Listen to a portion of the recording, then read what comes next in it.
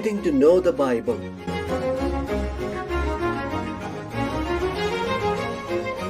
Father Claudio Doglio.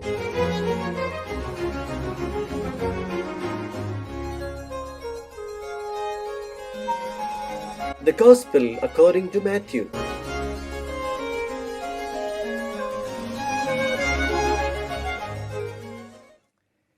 The Gospel according to Matthew ends abruptly, leaving the conclusion to the reader. The story of Jesus does not end because, after all, according to the intention of the evangelist, the story of Jesus continues in his community. I will be with you always until the end of the world, says the risen one. It is clear that from that moment on,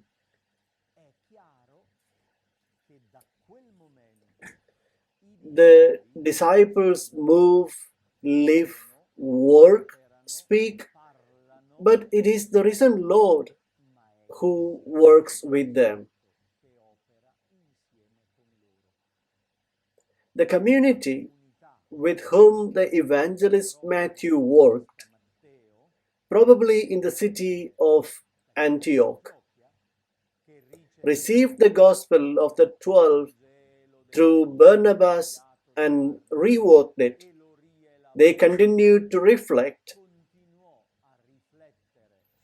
on this apostolic preaching for many years, and around the 80s, the definitive text was published, the one that we know now as the Gospel according to Matthew.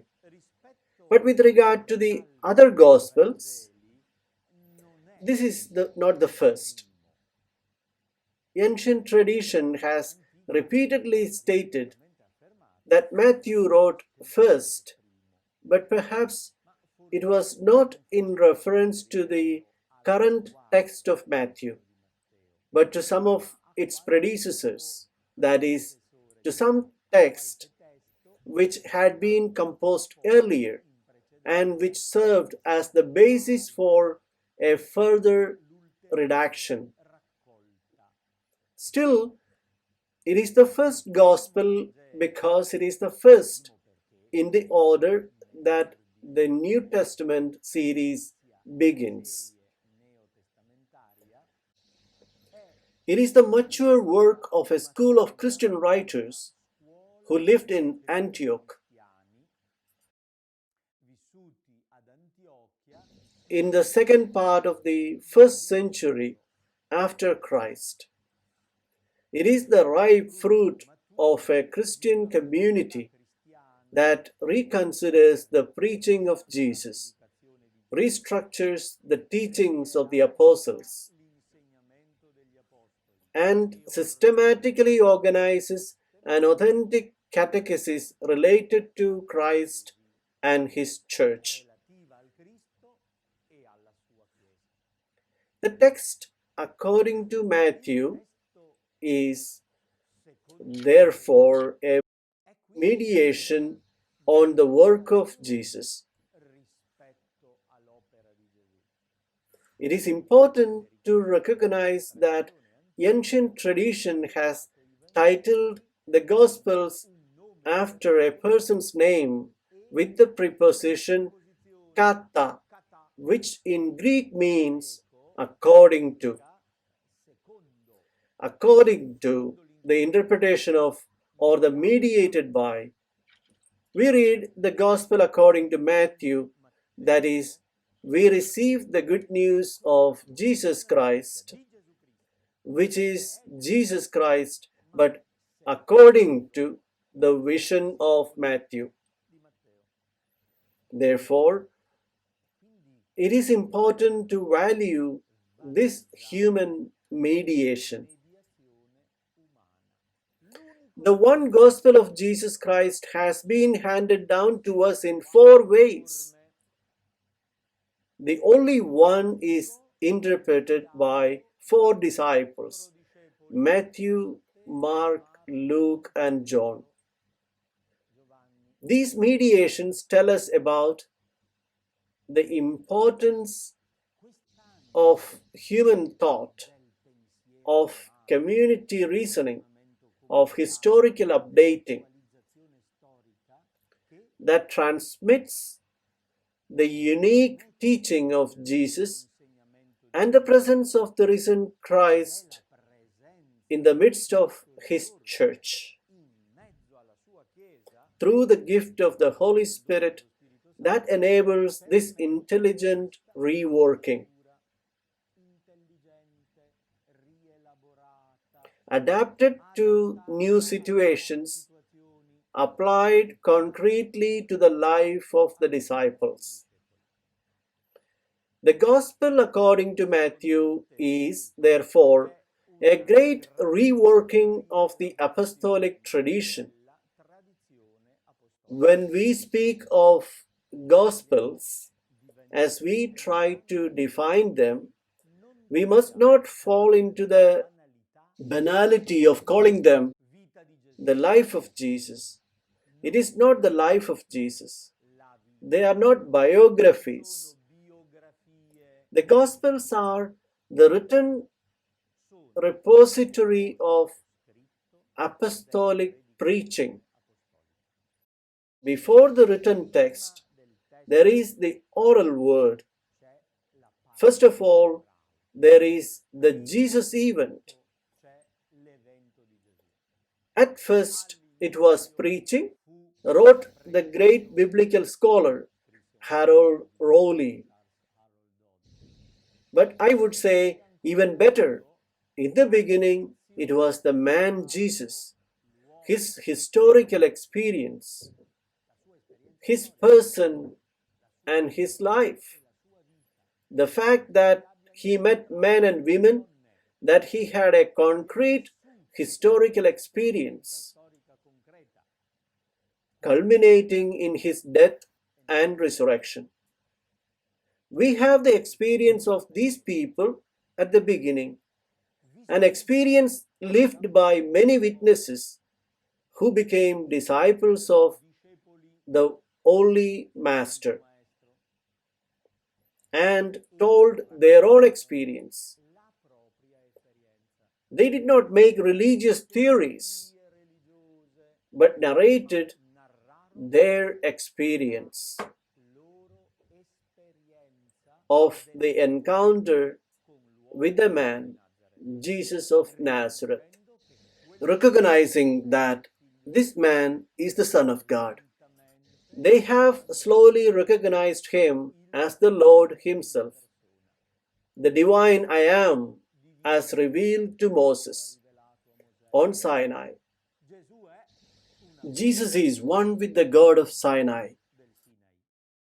They slowly understood and testified, and as disciples, they narrated it many times to other people so that others would become disciples. Therefore, the Gospels as written texts are the repository of preaching.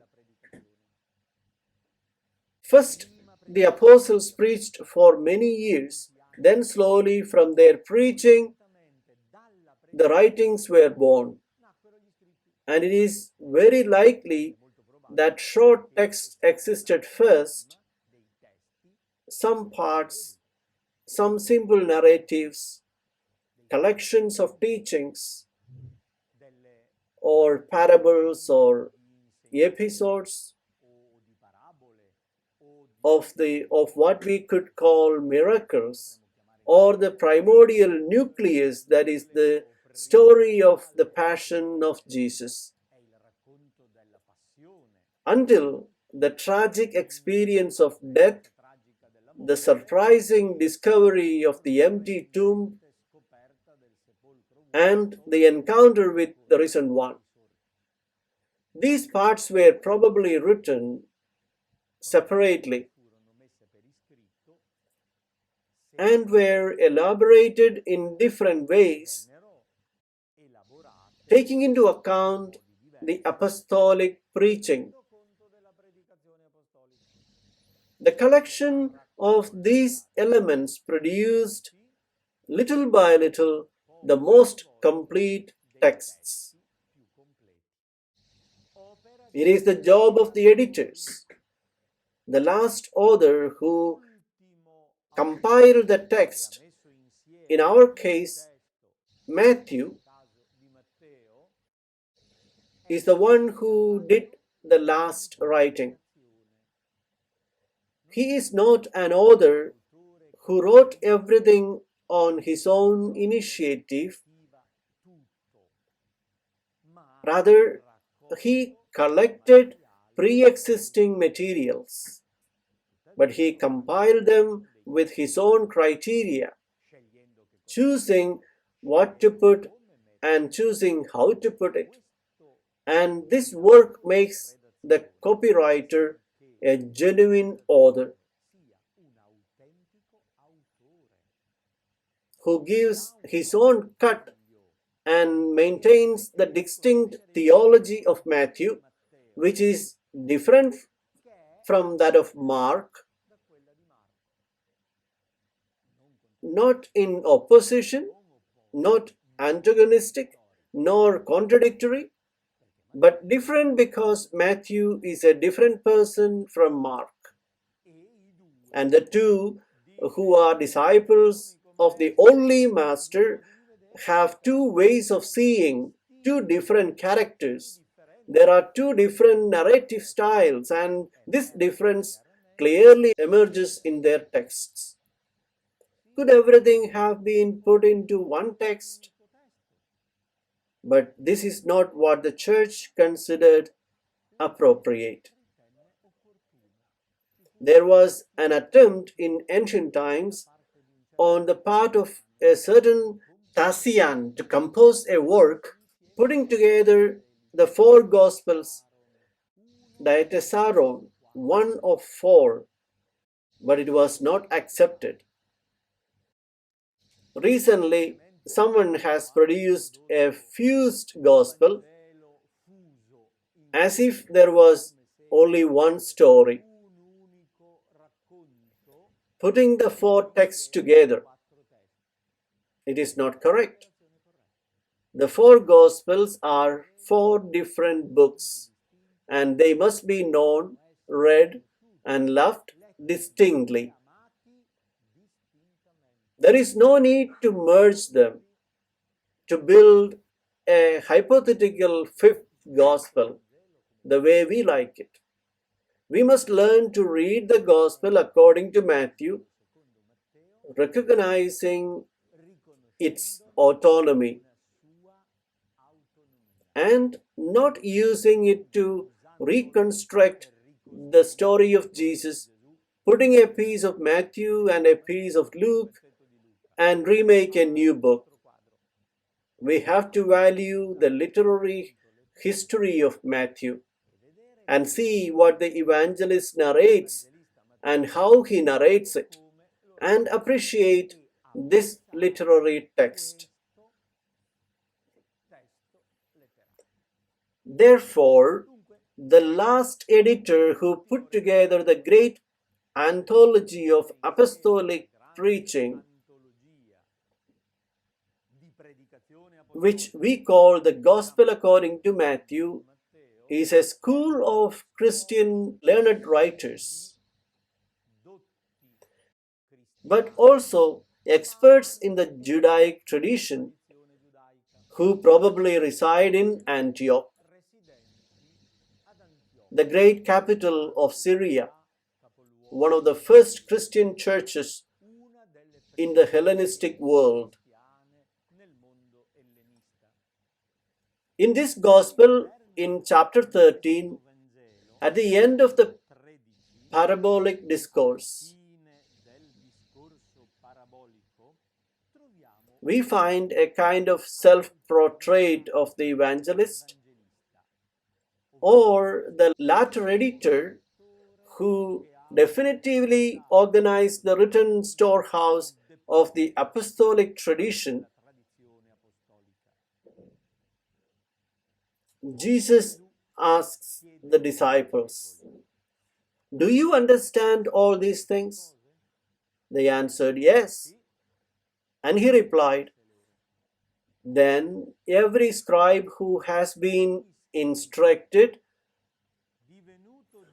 in the kingdom of heaven is like the head of a household who brings from his storeroom both the new and the old."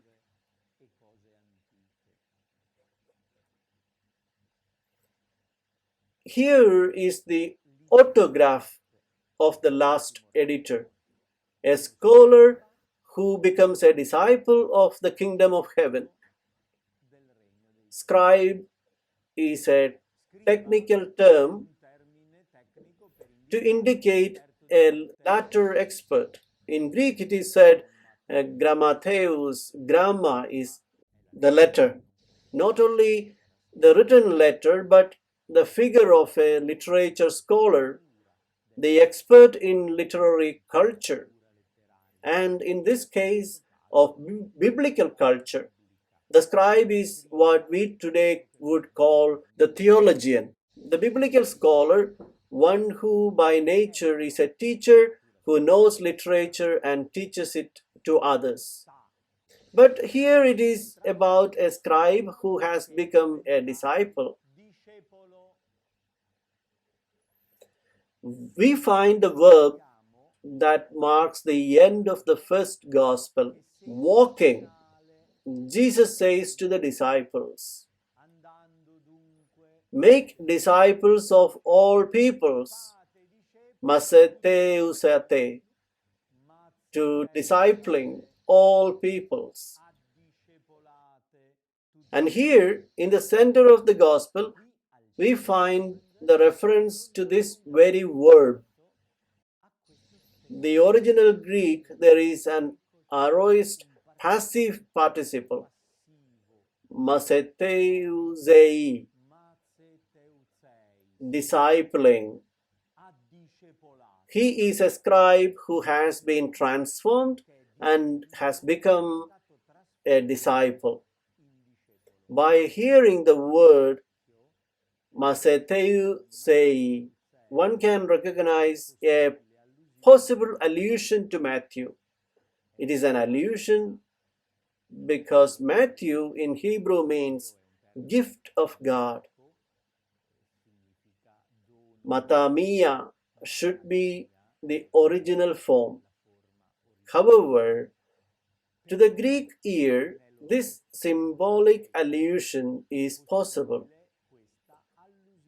Matthew is the disciple, the Matheus, the discipling, the scribe who has agreed to learn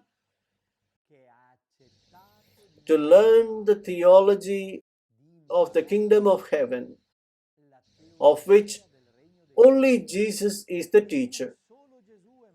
In this way, the scribe turned disciple is the head of the family, the head of a household. This is the description of a person in charge of the early Christian community. He is a priest, he is a parish priest, head of a household, the oldest, the person in charge of a human group, a homeowner who has to provide for the maintenance and needs of the house and have the means to support the family. This landlord's treasure contains new and old things. We notice that he puts new things first, old things second. It's an obvious reference to the Old and New Testaments, that is, to the tradition of Israel, the ancient heritage, which is still the inheritance of this family, but there are also new things, the novelties brought by Jesus. His person is the novelty that does not abolish or replace the old, but fulfills, accomplishes, brings to perfection what God promised and revealed. It becomes the integration of the heritage, and the head of the family takes out of his treasury new and old things. This head of the family, who is the scribe disciple in charge of the Christian community, drew up an orderly collection of the apostolic preaching, and thus the gospel according to Matthew is born, which has a particularly interesting structure centered on 5 speeches. In fact, in the course of Matthew's gospel, we have some verses that are repeated 5 times in the same way.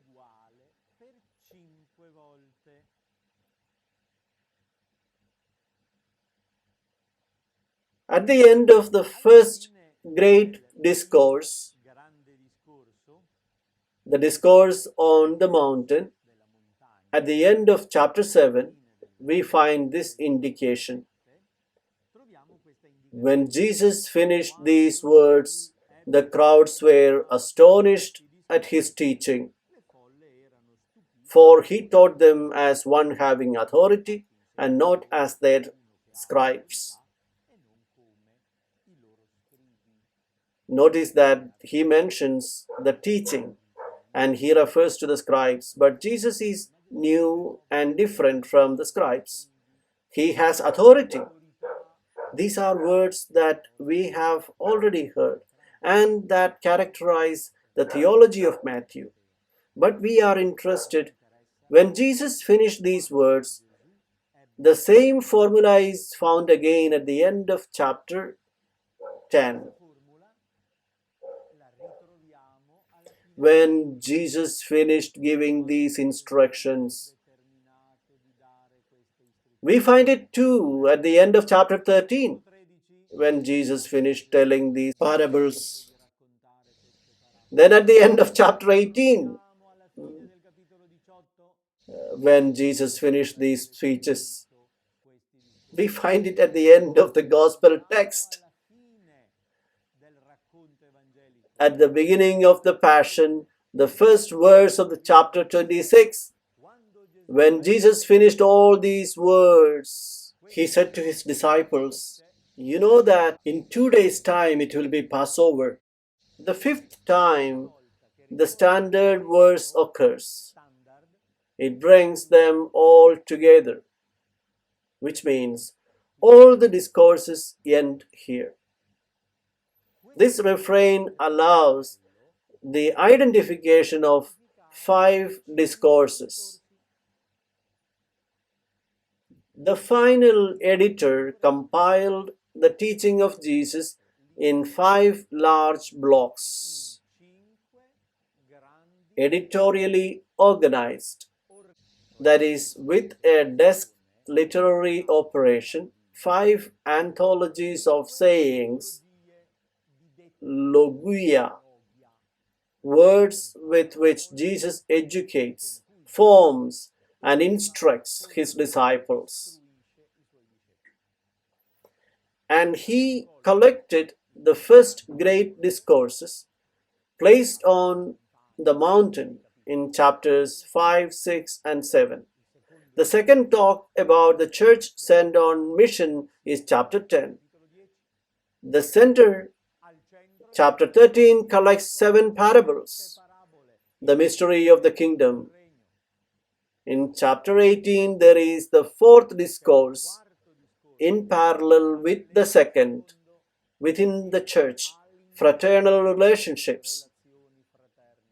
And the last discourse in parallel with the 1st, chapters 23, 24, and 25. The break with the scribes and the Pharisees and the eschatological announcement, the final fulfillment of the kingdom. 5 great discourses that determine the backbone, the skeletal framework of this evangelical body. Why 5 discourses? Probably because five are the books of the law and five are fingers of the hand, therefore of unity and integrity, which characterizes in the Jewish world the world law, the Torah, the Pentateuch, the five-fifths of the law, as the Jews say. And Matthew, in a Jewish key and interpreted in a Christian way, proposes the new law of Jesus. The five discourses that make up the Christian Pentateuch, this scribe's treasure, contains new things and old things. The disciple is learning the mystery of the kingdom of heaven.